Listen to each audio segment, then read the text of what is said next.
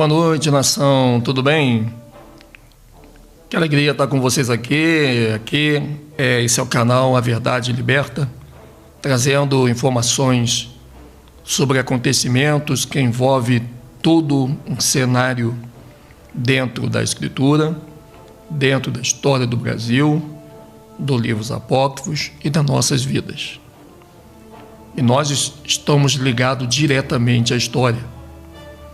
Aliás, o caminho presente hoje da história somos nós. E dependendo da posição do jogo, do tabuleiro nesse jogo, nós fazemos parte de uma classe de peças que estão sendo, na verdade, um joguete na mão dessas pessoas. E hoje nós vamos falar para você de algo diabólico que está para acontecer com o Brasil, talvez ainda essa semana, talvez nesse mês, mas já é algo que eles já querem provocar nesse momento. A venezuelalização do Brasil. Venezuelar o Brasil é um dos próximos passos dessa elite global. Nós sabemos que, se olharmos para a história da Venezuela, o contexto é muito claro. É um dos países principais, depois do Peru, onde se concentrou o maior número dos povos da tribo de Azé, que nós conhecemos como os Incas. E a Venezuela, que está muito ali próximo do que nós conhecemos bastante como a entrada para o México e Estados Unidos, a Venezuela nós sabemos que tem o maior número depois do Brasil, de índice de pessoas de cor preta, tanto que a maior favela na vertical se encontra na Venezuela. E é claro que quando você ouve falar de Venezuela, você não tem informação de que lá tem povos pretos. Você ouve falar que tem índios, que tem morenos, mas o povo preto, aquele chamado de negros, na verdade são poucos, porque esses seriam a descendência de Judá. E com certeza, por isso que você vai encontrar não muitos negros no restante dos países da América, porque esses povos que abrigam todos os países da América do Sul, eles são os índios, os incas. E essa tribo de Azé, que são os incas, eles vivem em condições subhumanas. A pobreza,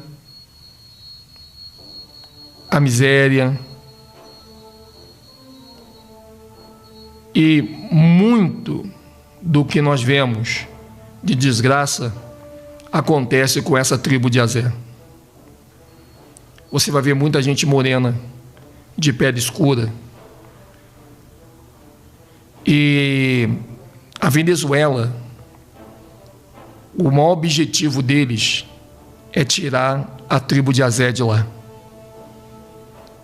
e trazer esse povo moreno, os índios, os incas, para dentro de solo brasileiro.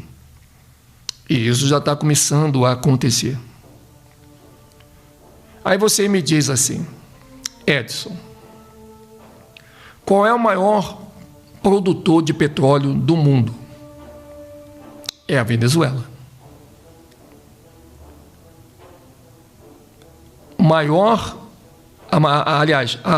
O país que tem a maior reserva de petróleo do mundo é a Venezuela. Depois vem a Arábia Saudita. Depois vem o Canadá. E o quarto é o Irã. Os Askenazi, eles não querem a Venezuela como um lugar de moradia mais para pessoas.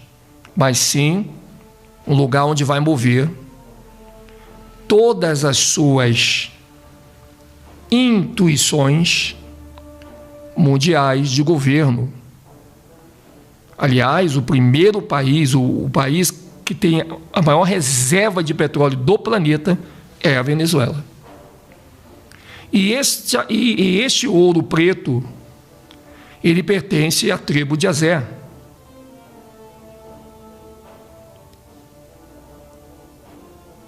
Mas como que a Venezuela conseguiu chegar nesse patamar de miséria?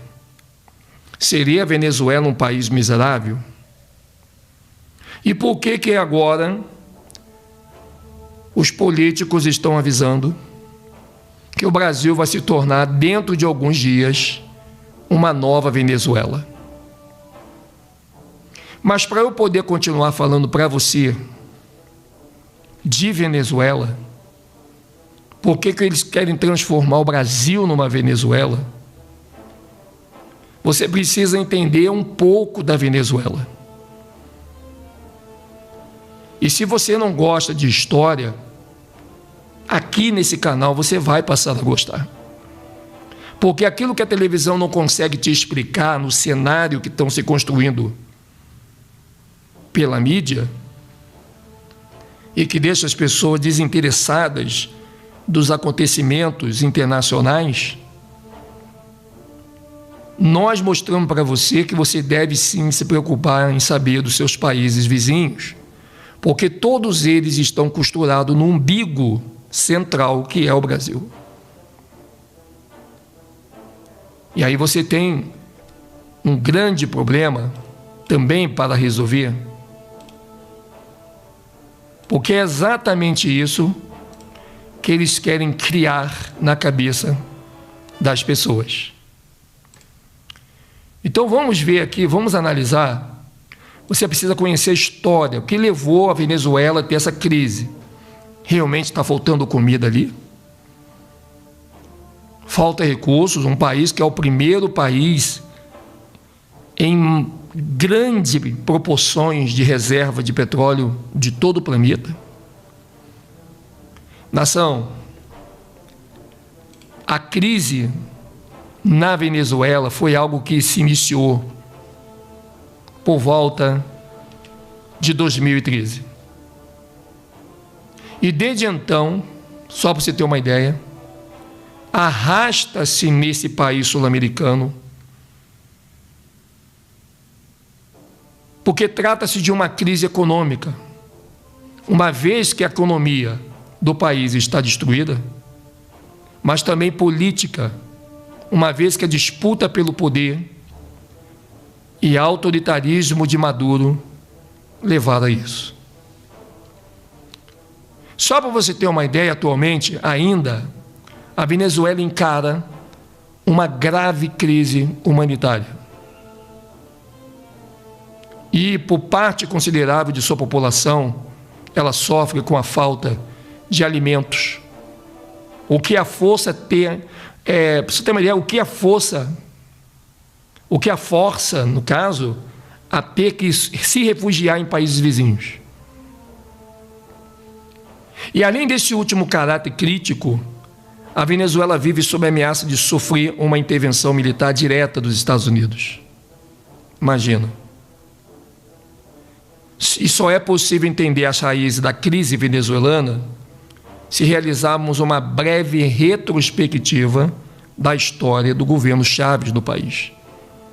Porque você sabe que a ascensão de Chávez como figura política da história deu-se durante a década de 1990. E nesse ano meu filho estava nascendo. Nesse ano eu tinha ali meus 20 anos de idade. Hugo Chávez era paraquedista do Exército venezuelano e membro do movimento boliviano Revolucionário 200, o famoso MBR-200, que você já deve ter ouvido falar. E esse MBR-200, ele era um grupo revolucionário de esquerda, que tinha como grande objetivo a tomada de poder da Venezuela. Hugo Chávez e os membros desse grupo, que era o MBR-200, organizaram um golpe contra a presidência do país. Isso aconteceu em 1992. E, na ocasião, o presidente era o Carlos Pérez. Não sei se vocês se lembram. E o golpe que contou com a participação de Chaves fracassou. Não só ele, como outros participantes que acabaram também sendo presos. Aí, em 1994, Chaves foi anistiado pelo então presidente Rafael Caldeira e resolveu empreitar a carreira política. Em 1998, Chaves lançou-se como candidato à presidência da Venezuela e, durante sua campanha eleitoral, ele defendeu a necessidade de promover mais justiça social na Venezuela por meio do principal produto da economia do país. Chuta qual? O petróleo. Imagina. Aí o Chaves venceu a eleição de 1998 e no seguinte ano ele assumiu a presidência do país por 14 anos. E ao longo desse período, Hugo Chávez venceu eleições de 2000, a eleição de 2006, a eleição de 2012, além da vitória que aconteceu em 1998, um ano atrás desse. Só que durante seu governo, Hugo Chávez realizou um amplo processo de distribuição de renda na Venezuela. E, além disso, o produto interno bruto do país aumentou. O número de pobres no país caiu. Hugo Chávez resolveu o problema de toda a pobreza. As pessoas começaram a ganhar dinheiro, começaram a ter oportunidade de abrir suas firmas, os salários aumentaram, o preço das coisas diminuíram, a mortalidade infantil naquela época também foi reduzida. E apesar de ter tido sucesso na distribuição de renda, o governo de Hugo Chávez contribuiu para o enfraquecimento da democracia no país. Porque você sabe que a política, os bancos, o comércio, o que move essas estatais é os juros compostos. E se você eleva a classe baixa a vir no patamar de classe média ou alta, os juros passam a não ter tanto poder, porque para os juros existir, para os juros compostos existir, tem que existir a classe baixa, e ela não pode ser menor do que a classe dominadora. Isso vale para qualquer país nesse governo república. E entre as ações realizadas por Chávez, que contribuíram para o enfraquecimento da democracia venezuelana, está o que a Rede Globo, Rede Record e nenhuma televisão vai te falar: o aparelhamento do Supremo Tribunal, que aconteceu quando então o presidente aumentou o número de juízes de 20 para 32 e nomeou 12 deles, os quais eram defensores do seu modo de governo. E o Chávez ficou muito forte. E, além disso, o Hugo Chávez perseguiu opositores, porque eram muitos, inclusive até fora da Venezuela, e procurou, por meio de reformas na Constituição, perpetuar-se no poder. Mas aí começou a vir as contradições do governo de Hugo Chávez, que criaram uma forte divisão na Venezuela. Uma vez que, por meio das ações de distribuição de renda, o seu governo conseguiu conquistar uma massa de pessoas que fornecia forte apoio. Aí, apesar disso, o governo de Chávez também criou uma oposição bastante radicalizada, que não tinha pudores em usar força, como aconteceu em 2002, para retirá-lo do poder. Aí, depois que Chávez faleceu, e aí que vai ser o pulo do gato. Porque aí, quando o Chávez estava vivo, e até enquanto ele não veio a falecer, o povo estava gozando de grande prosperidade, só que tinha um problema. Chávez mexeu com o poder dos Askenazi, das sociedades secretas, descumpriu a ordem, talvez aí do seu grau elevado que ele tinha numa das maiores mobília maçônica do planeta, E nós vamos falar dessa maçonaria amanhã para você, porque é um assunto muito tão forte que, para não tirar a atenção desse assunto aqui, eu prefiro falar amanhã. Aí o país passou, em 2013, a ser governado provisoriamente pelo vice Nicolás Maduro.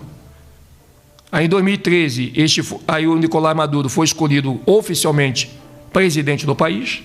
Aí, após vencer a eleição realizada naquele ano, o Maduro assumiu a situação da economia e da política venezuelana e foi se agravando consideravelmente. Por quê? Porque agora tem um problema por Nicolás Maduro. Veja bem, se o Hugo Chávez não tivesse enriquecido a sociedade pobre, seria muito fácil para o Nicolás Maduro controlar hoje a Venezuela somente com a classe alta daquele país. Mas o Nicolás Maduro teve dois problemas. Ele teve uma situação igualitária de bens, porque o povo estava muito bem obrigado, e os ricos precisando de mão de obra, precisando crescer. Mais concorrentes aconteceu no mercado, o que não foi bom para os comerciantes e os que tocavam as indústrias da Venezuela, e que não eram reconhecidos como pessoas ricas, de classe alta. Estou falando da maneira mais aberta para você, porque tem nomes, eles usam muito nomes técnicos, né? Mas a gente quer aqui facilitar a linguagem. Essas pessoas que tinham ali suas firmas, suas empresas, estavam ganhando muito bem, obrigado, melhorando totalmente de vida, passavam a ser uma ameaça para os verdadeiros ricos, que não são ricos, mas sabemos de onde tirar o dinheiro, mas os verdadeiros ricos que deveriam estar ali, né? Os que vêm da escravidão, que deram o golpe de Estado, que são senhores do mundo, estavam sendo prejudicados, porque a concorrência deles não vinha de outros irmãos Askenazi, senhores do mundo, vinha de pobres. Isso não era bom para eles. Aí você tem que entender um detalhe. O que aconteceu nessa economia da Venezuela e o que isso grita para um abrir dos olhos do povo brasileiro? Veja bem, o primeiro ponto a ser abordado da crise da Venezuela é a crise econômica, que a atingiu em peso a partir de 2014. Você sabe que o dinheiro brasileiro nunca circulou na Venezuela. E agora foi aberto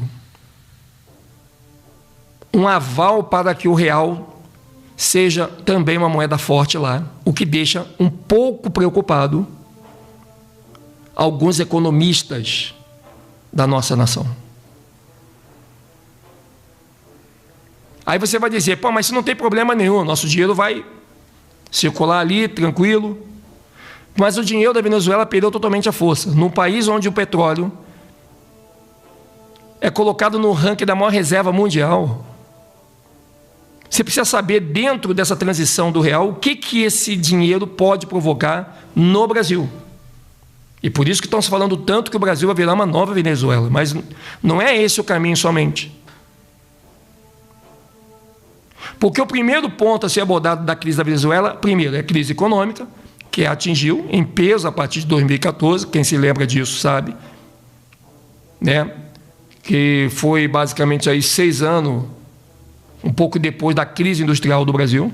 Aí, como grande raiz dessa crise, houve a desvalorização do petróleo no mercado internacional, com início na data citada, que você viu aí, 2014. Então, isso teve grande impacto na economia do país, porque o petróleo é a principal fonte de riqueza da Venezuela, desde o começo do século XX.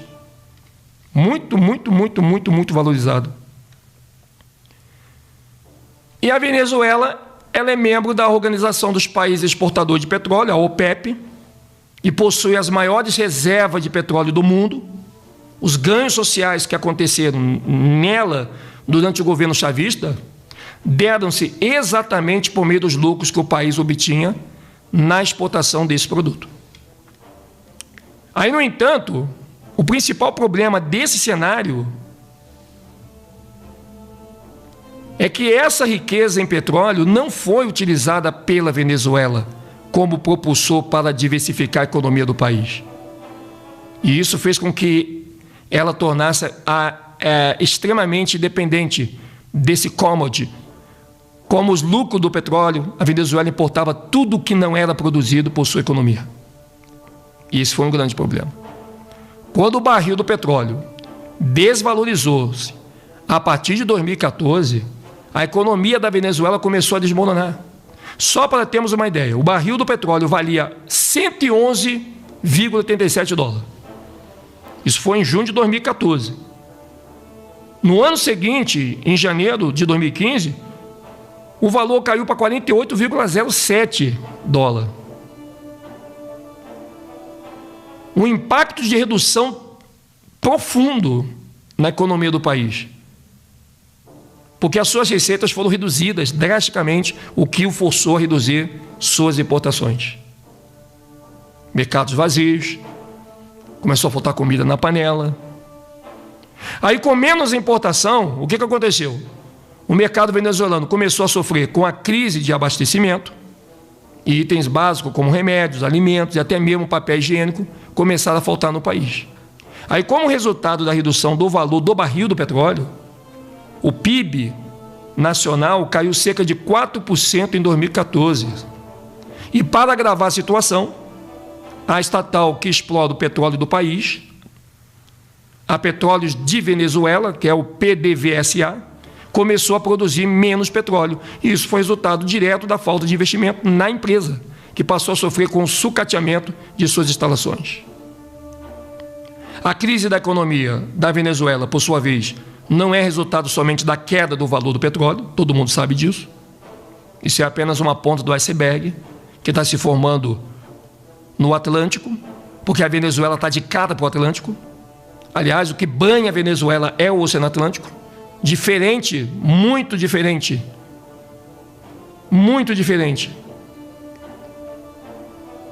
da Colômbia, muito diferente do Chile, aonde ela é banhada pelo Oceano Pacífico.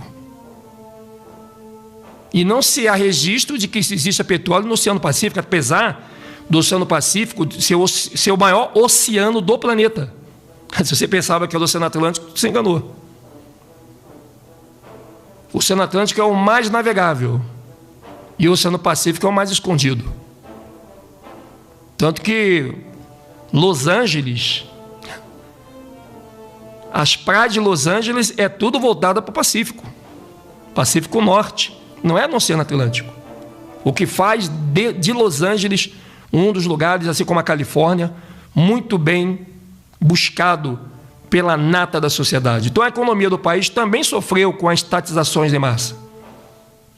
Aí foram realizadas ao longo dos anos do governo de Hugo Chávez e ali, nesse caso, contribuíram para o desaquecimento da economia, uma vez que grande parte dessas empresas estatizadas perdeu sua produtividade.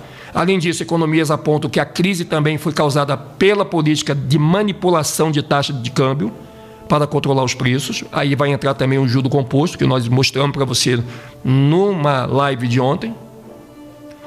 E aí a tal situação econômica agravou-se com o início das sanções impostas pelos Estados Unidos. Os Estados Unidos estão na jogada em tudo. Mas essas estão longe de ser a raiz do problema. Pô, calma aí. Essa não é a raiz, não. Esses são os problemas gerados por problemas que são ocultados pela mídia. Porque a mídia vai apresentar para você que o problema é o petróleo. Que o problema foi o Hugo Chávez. Mas ela não vai dizer o que o Hugo Chávez fez, que foi querer ajudar o povo a crescer. O Hugo Chávez foi dado como bandido no mundo todo, mas o povo era feliz com o Hugo Chávez. Quem não era feliz eram os empresários. Quem não era feliz eram os askenazes, os senhores do mundo, as grandes lojas maçônicas que controlam o governo. Por que você acha que o Hugo Chávez proibiu a ascensão de televisão na Venezuela? Porque a televisão toda... Porque a televisão, entenda bem uma coisa para você entender.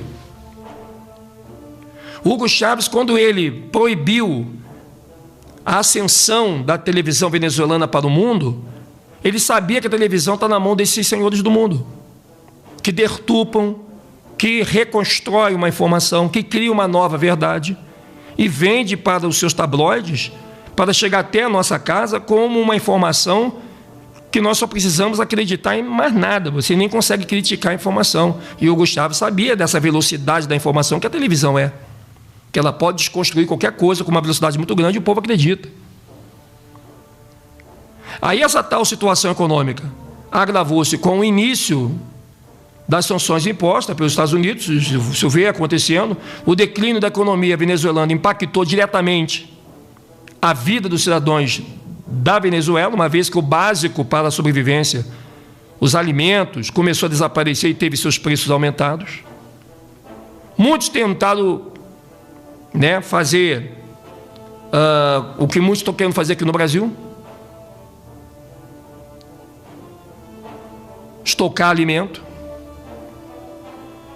E eu já vou dizer para você que estocar alimento é besteira. Porque você vai estocar alimento aonde?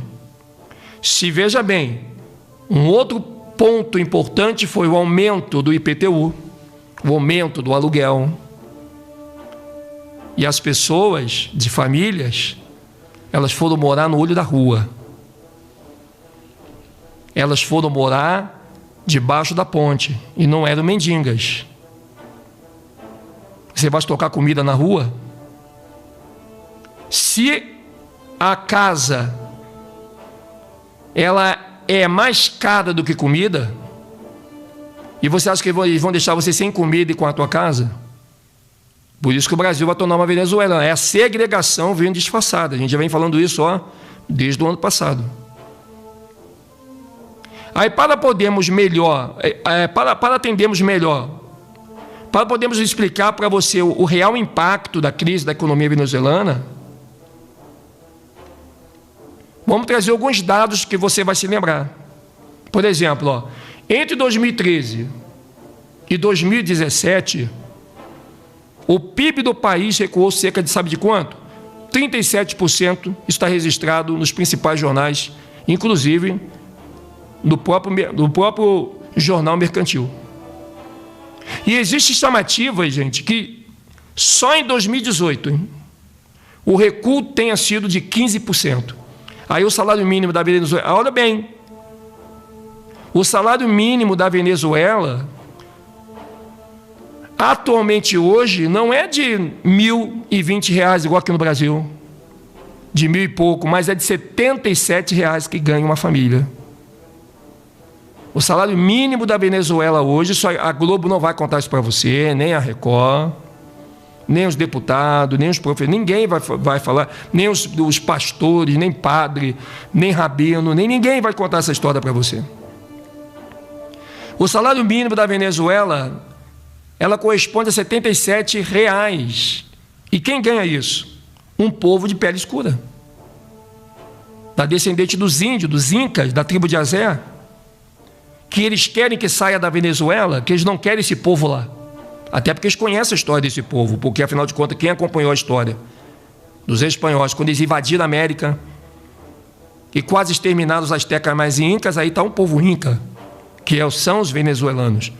E a pobreza extrema saltou de 23% em 2014, só para você ter uma ideia, para 61,2% em 2017. E sabe... Eu vou dizer uma coisa para você, a inflação que foi registrada em 2018 foi de 1.300.000%. Você sabe o que é isso?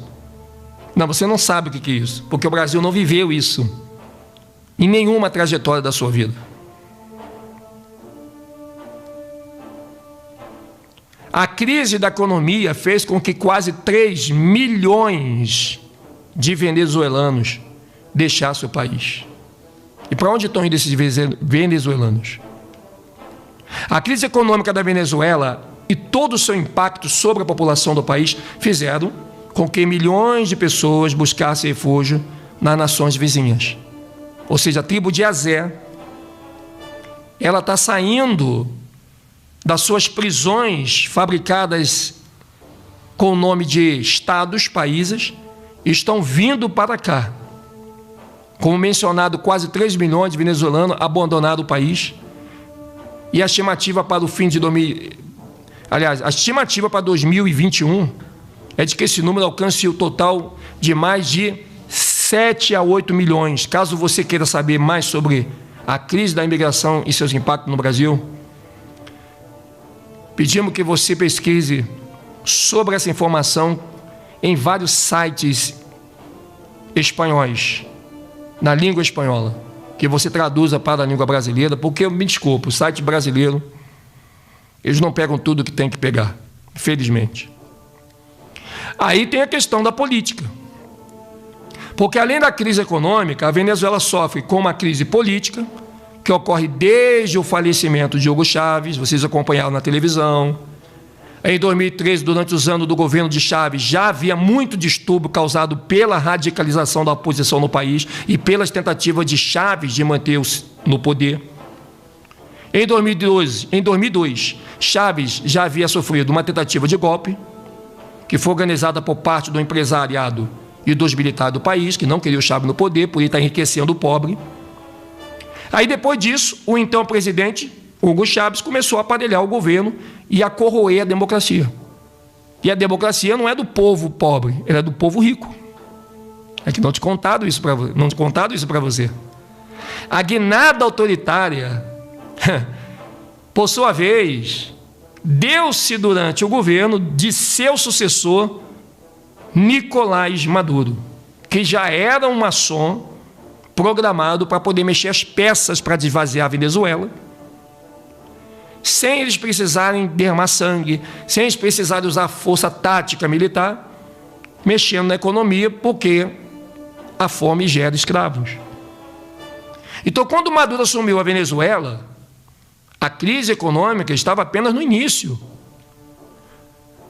Mas a existência da crise na economia reforçou a atuação da oposição contra o novo presidente. E isso fez com que ele aferrasse-se ao poder e utilizasse de posturas autoritárias para se sustentar e para combater a oposição. Então, um dos primeiros passos da oposição contra Maduro foi a realização de um referendo revogatório do mandato do presidente. Aí o Conselho Nacional Eleitoral do país, no entanto, agiu para barrar a realização desse referendo.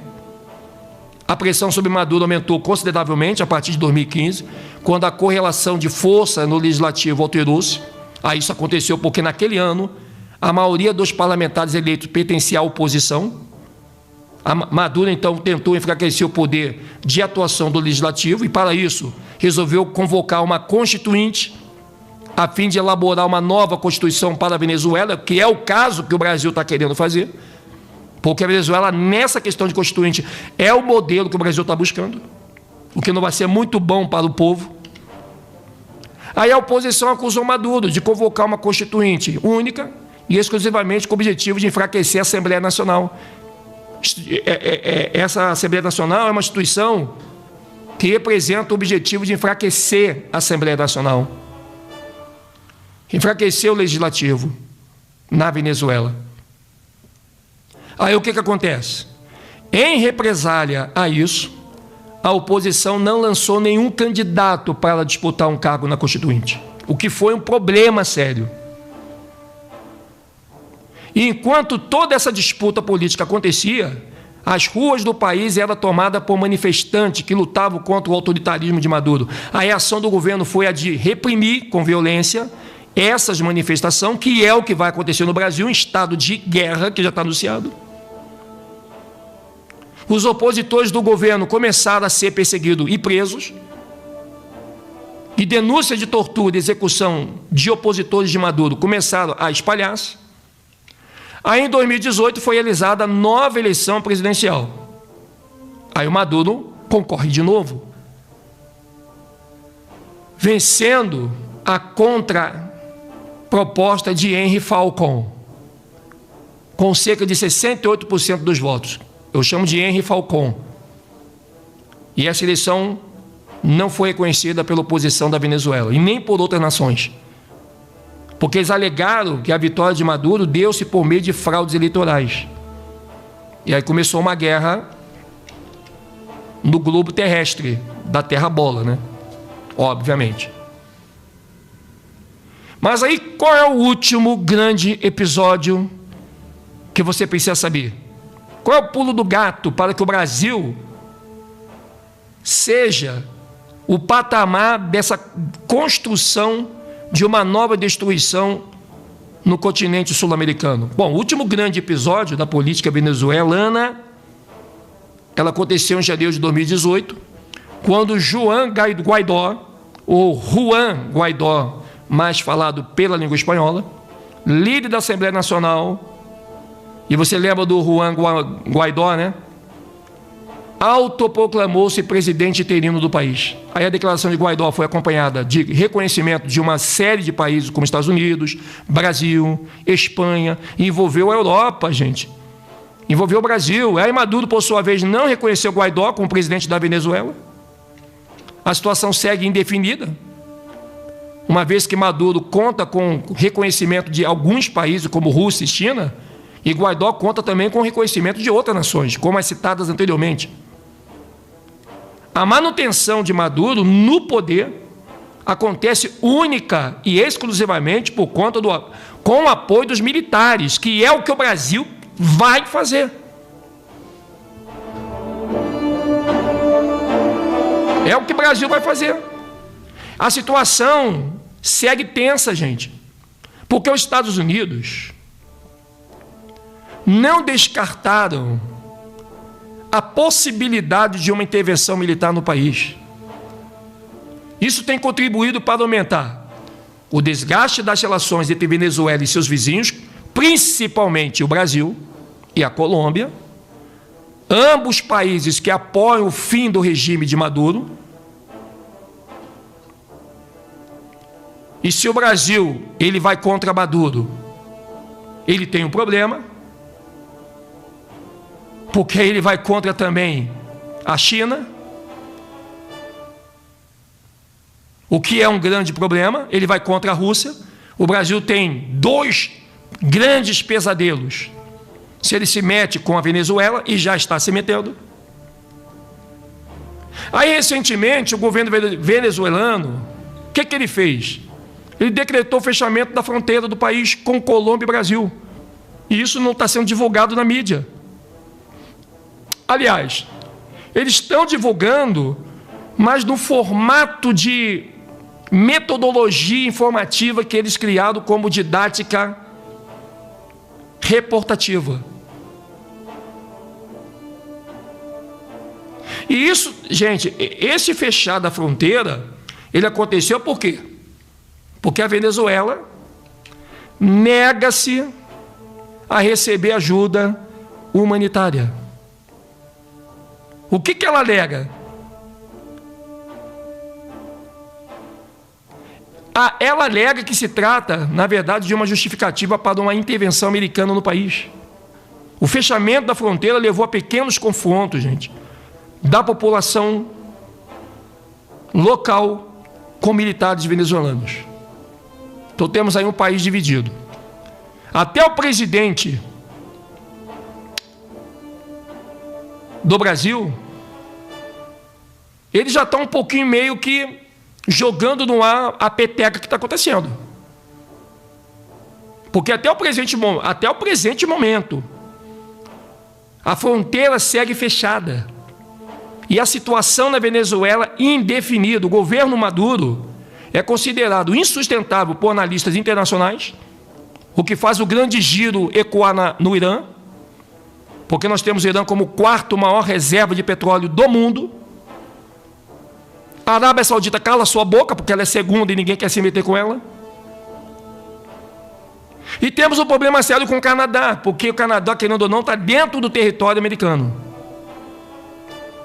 E que é considerado também protegido pela própria América. Mas uma intervenção americana no país também é considerada inviável por violar a soberania do território venezuelano, o que deixa o Brasil também mais lençóis. Por quê? Porque além de ser taxada como um mecanismo para que o país tenha acesso à produção petrolífera da Venezuela, O Brasil tem a questão do braçal, ou do bressal. Então a transição democrática segue sendo a única solução possível para a crise que se instalou no país. Só que essa transição democrática, eles não querem buscar dentro da Venezuela, mas sim fora da Venezuela, como uma mão invisível, sustentada por todos os interesses dos Estados Unidos. Isso é um problema sério, nação. Você veja só que situação que nós estamos vivendo. Aí, o que está acontecendo com a imigração? Aí eu perguntei, mas para onde estão indo esses venezuelanos? Você não está vendo que os índios estão tudo na rua, com seus filhinhos, pedindo comida? Aí estão chamando de bolivianos. Aquelas mulheres indiazinhas com seus filhos tudo descalço, aí arruma um paninho, senta na casa. Tu não está vendo que aquilo ali é um marketing barato desse sistema? E é uma realidade, porque a imigração venezuelana no Brasil foi motivada pelo cenário de crise vivido na Venezuela, que enfrenta hoje um maior dos caos políticos, econômico e institucional. Então o que acontece? O país vive instabilidade no governo desde 2013, falta de emprego e de recursos básicos para a sobrevivência, que resultou em uma situação de miséria, de fome, agravamento de doenças, violência. E por causa disso, milhares de venezuelanos começaram a migrar para outras regiões à procura de melhores condições de vida e oportunidades de emprego, que aconteceu com o povo do Nordeste do Brasil, que foram migrar para São Paulo ou para o Rio de Janeiro em busca de uma vida melhor e que hoje estão vivendo a piores fases de suas vidas, porque essas pessoas que saem do Nordeste, elas não conseguem se recompor dentro de um estado imenso que é São Paulo e populoso que é o Rio de Janeiro, vão morar em lugares perigosos, difícil de ter uma convivência social. E é o que vai acontecer com esse povo da Venezuela. Imagine só. O caos político, econômico e humanitário vivido na Venezuela tem sido noticiado em jornais do mundo todo. E atualmente o país governado por Nicolás Maduro, sabemos que enfrenta uma forte insatisfação por parte da população que o considera autoritário e acredita que sua gestão colaborou para que o país estivesse em um cenário de miséria e falta de emprego, o que foi provocado para que as pessoas não pudessem defender, porque a miséria e a falta de emprego é apenas um mover de uma peça nesse tabuleiro que leva em conta a ignorância do povo de não saber, na verdade, o que se trata essa política muito bem armada nesse cenário que está se construindo e que já vira hoje notícia nos principais jornais do mundo todo e em razão dessa triste realidade, milhares de venezuelanos migraram para outras regiões.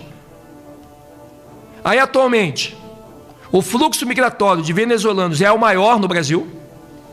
Por causa desse intenso fluxo migratório, problemas começaram a surgir em território nacional, visto que a maioria dos venezuelanos fixou-se em um único estado, que é Roraima. E aí você vai entender por que Roraima está passando por isso. Pegou o pulo do gato? Pegou o pulo do gato agora? Nossa, Edson. Pegou o pulo do gato? Pegou porque que o Roraima está passando tudo aquilo que você está vendo, estourando cabos de rede elétricas, fiações subterrâneas, acabando luz, um caos violento, geradores explodindo. Por quê?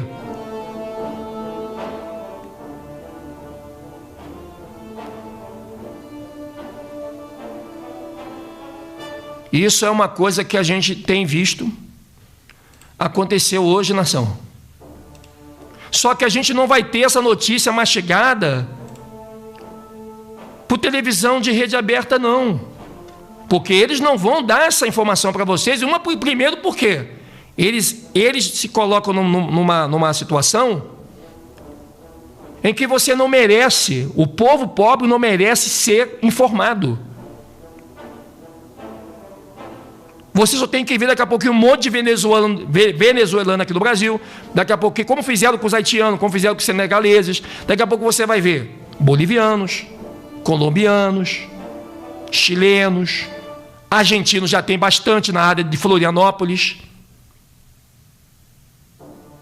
E pode ver que é tudo povo de cor morena, que são realmente a tribo de Azé, só que eles não sabem disso, que não estudam a história dos Incas. Está tudo muito complicado para pessoas que não estudam isso.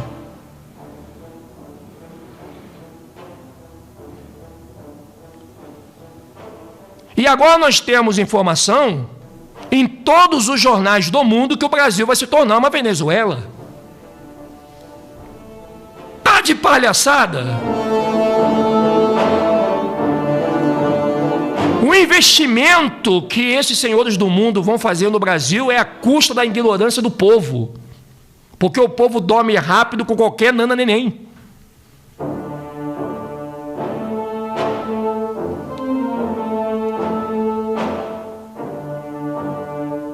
Olha, eu vou dizer uma coisa aqui para vocês.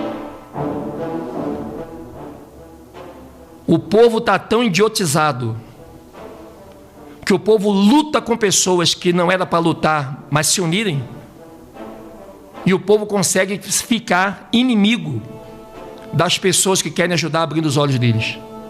Isso aconteceu com Yarruxa. Yarruxa falava, as pessoas diziam: esse Yarruxa tem demônio. Outros diziam: como Yarruxa pode ter demônio? Pode o demônio abrir os olhos dos cegos?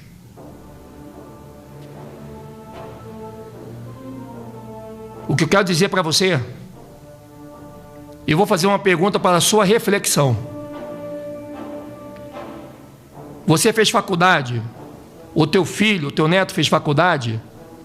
Eu vou te fazer uma pergunta: o que ele vai fazer com o diploma que ele levou 3, 4, 5, 6 ou 7 anos dentro de uma instituição acadêmica, para se formar, para virar um engenheiro, um arquiteto, um médico, um administrador? Eu te pergunto, esse diploma hoje, seja sincero comigo,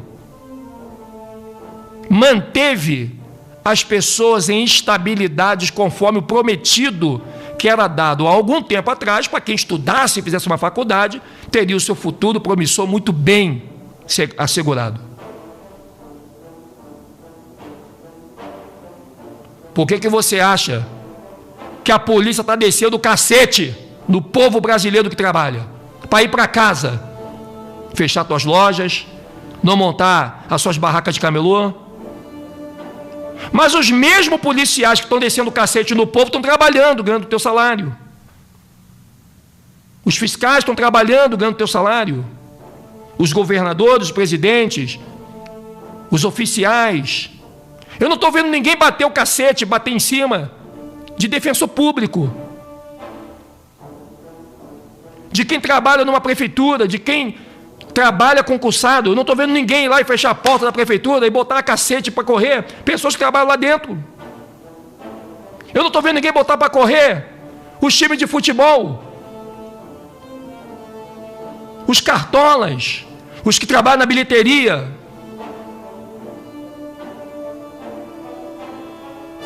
Na bilheteria fantasma, porque o dinheiro ali corre feito água. Eu não estou vendo isso. Parece que vagabundo da sociedade é o povo que está trabalhando. Aí o povo tem que fechar a sua loja, tem que fechar o seu estabelecimento, mas a farmácia pode ficar aberta. O mercado pode abrir.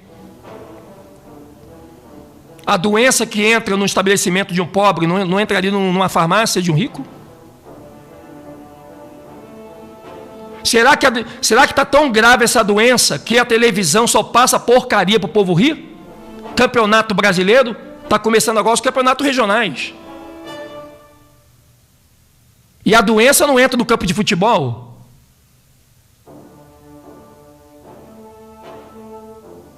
Só que eles estão apostando na ignorância do povo. Infelizmente, o povo vai clamar por uma nova solução mundial. E essa solução mundial já está no Brasil. Ela vai sair daqui. Mas para que ela saia daqui, o povo brasileiro tem que ansiar por essa solução.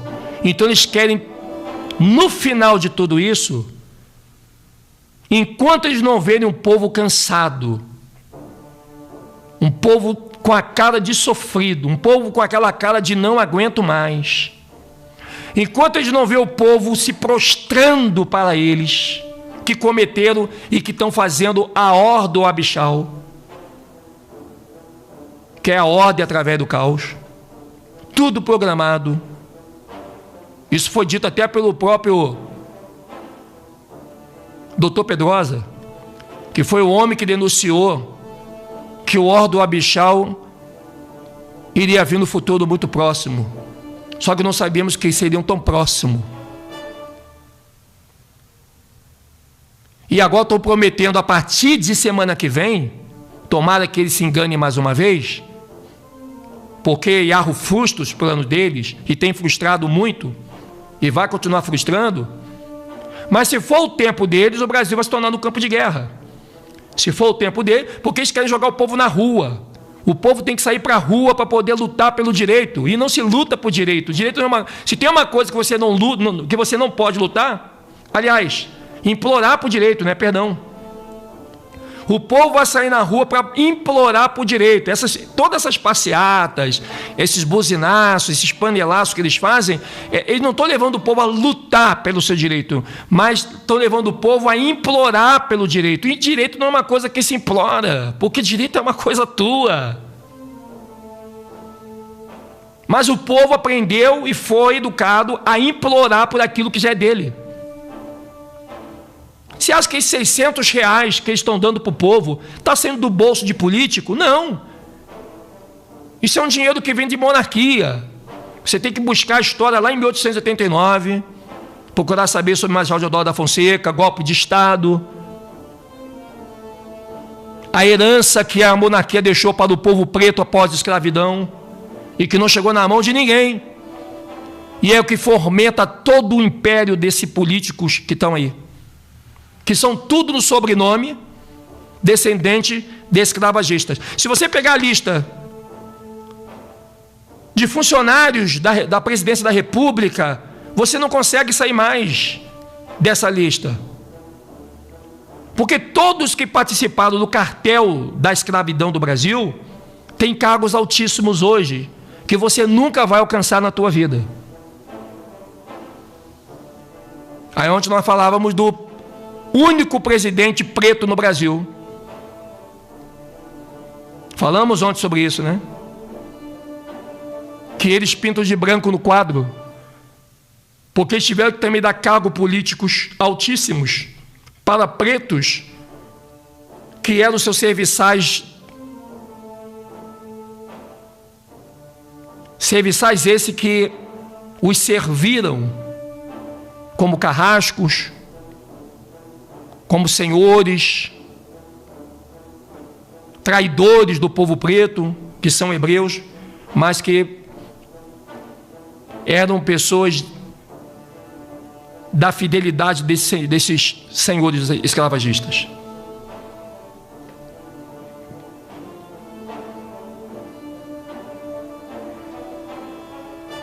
O Nilo Peçanha, né?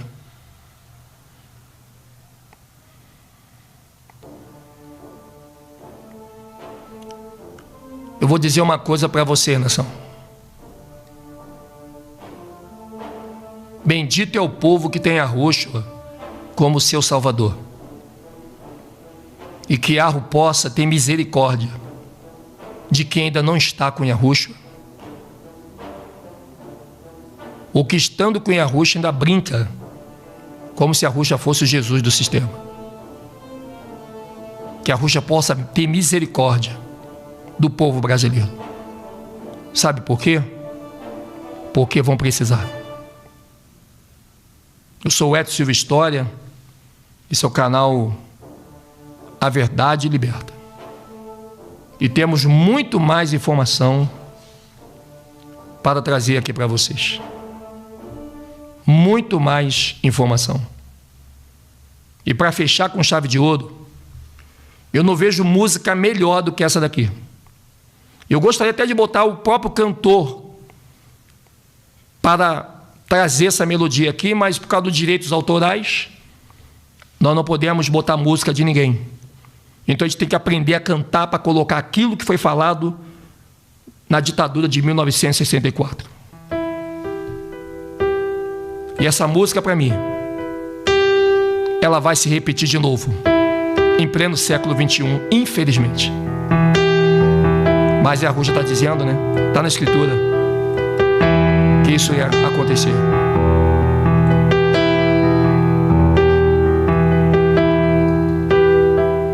Caminhando e cantando e seguindo a canção,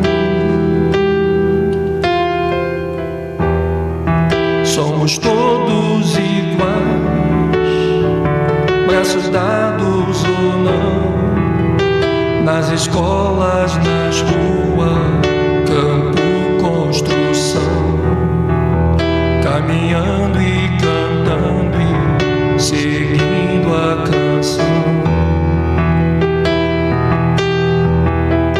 Vem, vamos embora, que esperar não é saber. Quem sabe faz a hora, não espera acontecer. Vem, vamos embora, que esperar não é saber. Quem sabe faz a hora, não espera acontecer.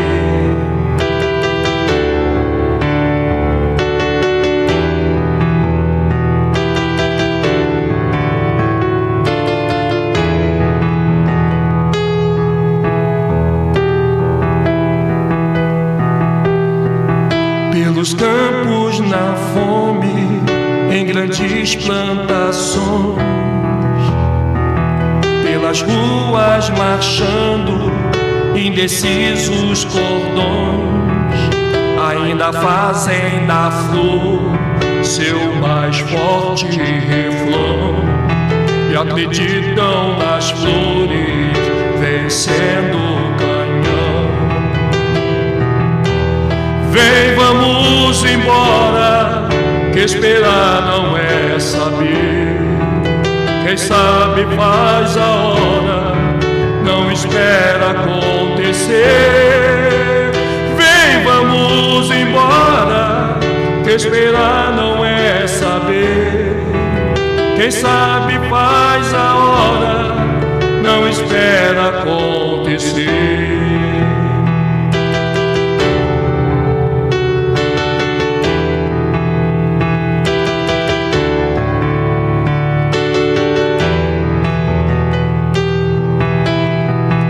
Soldados armados, armados ou não, quase todos perdidos, de armas na mão. Nos quartéis lhes ensinam a antiga lição de morrer pela pátria e viver sem razão. Vem, vamos embora, esperar não é saber. Quem sabe faz a hora, não espera acontecer. Vem, vamos embora, que esperar não é saber. Quem sabe faz a hora, não espera acontecer.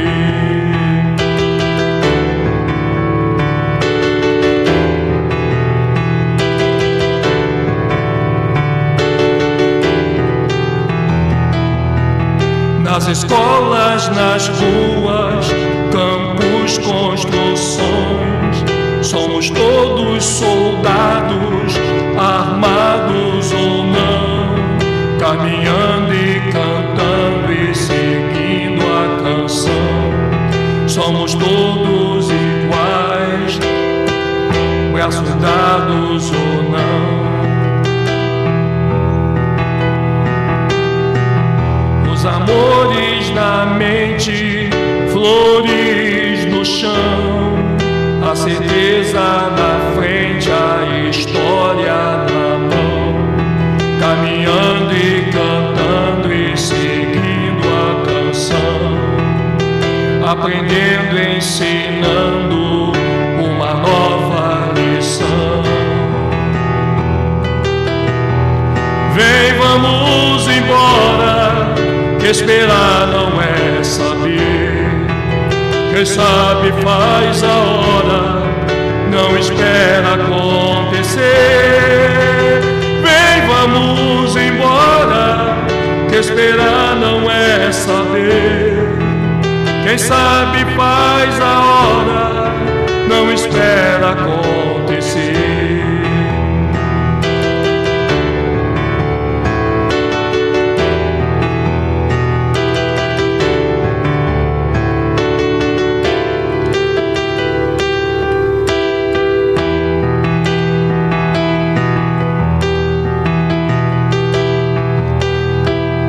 Soldados armados, amados ou não, quase todos perdidos, de armas na mão.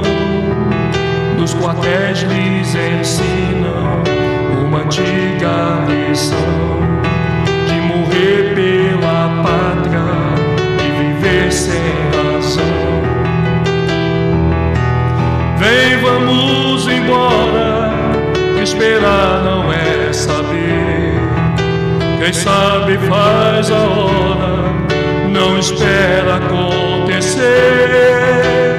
Vem, vamos embora, que esperar não é saber. Quem sabe faz a hora, não espera acontecer.